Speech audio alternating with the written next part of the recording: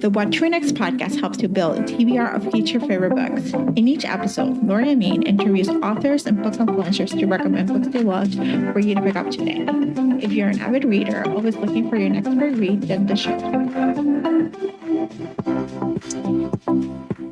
Hi, Samantha. Welcome to What to Next podcast.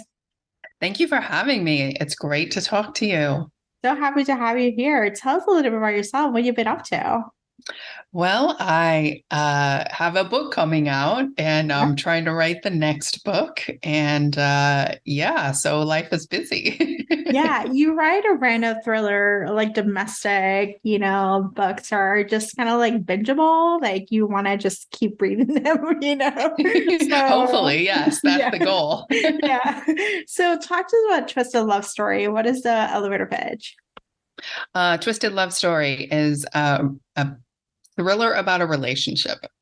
Yeah. And so Wes and Ivy have been in a very dramatic relationship for 10 years. They break up and get back together all the time. It's kind of their thing and they love it. So neither one is trying to stop the pattern.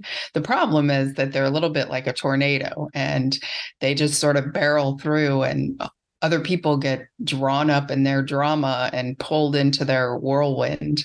And other people sort of insert themselves into their whirlwind the same way people will try to insert themselves in your relationship or give you opinions or tell you what you should do. And so no relationship is in a vacuum.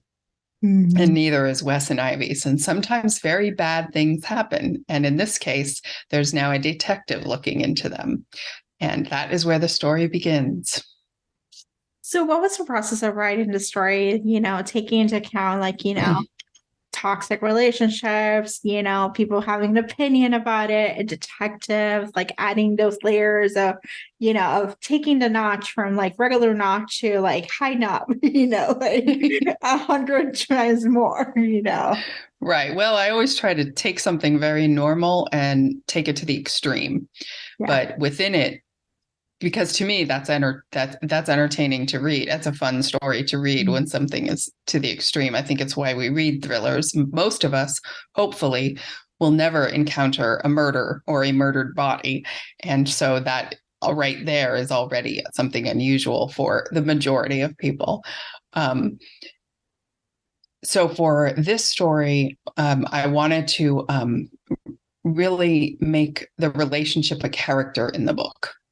And that character, that relationship is what drives the story. Mm-hmm.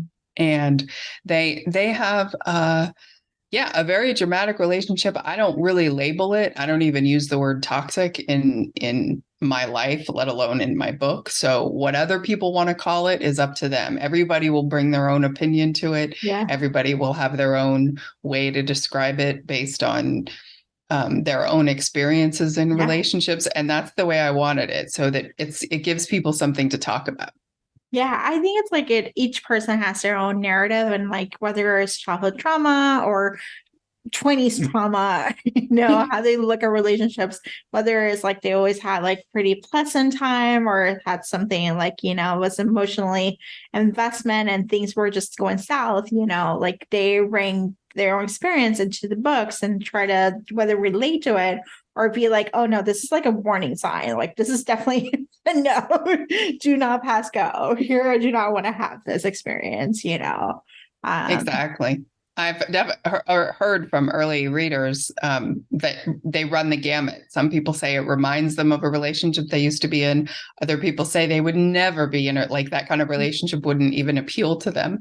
So everybody has their own opinion. And that's one of the great things about reading is as readers, we bring ourselves to the book. Mm-hmm. And that's how our opinion gets formed based on our own life experiences and which parts resonate with us, which parts don't resonate with us. So I think that their relationship to me is definitely twisted, but whatever else you think about it is up to you to use your own judgment on it. Call it whatever you want. Yeah. I love this. All right. So let's talk about your reading life and your writing.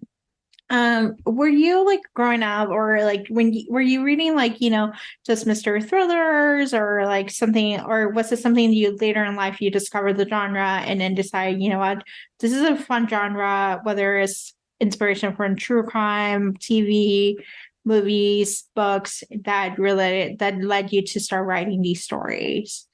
No, thrillers were definitely part of my reading growing up because my family members read them. So they were always around, whether it was John Grisham or Michael Crichton or Mary Higgins Clark. They were always around the house. So it was definitely something I read growing up. And I was a big reader as a kid. All writers are readers. That's how we start. So Yeah. I didn't always write thrillers. My early writing, I sort of jumped around and wrote all sorts of things, and then sort of became full circle back to thrillers, which was a natural fit for me given how much I read them. Yeah, I love this. I love the fact that like, you tried out like different genres and then go full circle to something, a genre that you had, an interest or were surrounded by positive osmosis, over time and giving Mhm. you that place in the world, Yes. and having your voice being, reflected in this, twisted love stories, and Right, relationships, exactly. because we got the My Lovely Wife, which is another relationship book. So, Yes, you yes, know, definitely. so Definitely. I think relationships, I mean, this is where our strongest feelings come in is with the people we're closest to. So it is yeah, the most uh, obvious place where bad things could happen because a betrayal means so much more and is so much more damaging when it's the person you're closest to. So when you mix a relationship with a betrayal, any type of betrayal, it's perfect for a thriller. yeah, I love this. All right, let's talk some book recommendations. Do you have any books to recommend our listeners to pick up? Oh, there's so many. I there's know. there's so many good books out there. Um, One that just came out is by Amy Suter Clark, Lay Your Body Down, which has Mhm. gotten fantastic reviews. I read an early copy of it and loved it. Ashley Winstead, I love everything Ashley Winstead writes. Her last book was called The Last Housewife, and her next one comes out in the fall. Um, I love Carolyn Kepney's and her You series, of Yeah, course. I think it's fantastic. Everything Mary Kubica writes is fantastic. May Cobb writes great summer thrillers, yeah. with a very beachy, summery vibe to them, which is great for this time of year. Gosh, I mean, I can just keep listing authors. No, this is Yeah. great. I think like this is a great starter. Like once we're done with your backlist, like you give us like a couple authors that we can go back and do their backlist, and have them just to keep us entertained this summer, but also in the fall, when people are Oh, like, yeah. oh, must read, thrillers. So it is all good stuff. So And I would also say Hannah Morrissey. I love her. Her books are very dark and very gritty, and they would probably have more of a fall vibe to them. But they're dark and they're very, very good thrillers. well, I'm adding that for sure. So Samantha, tell us where we can find you online.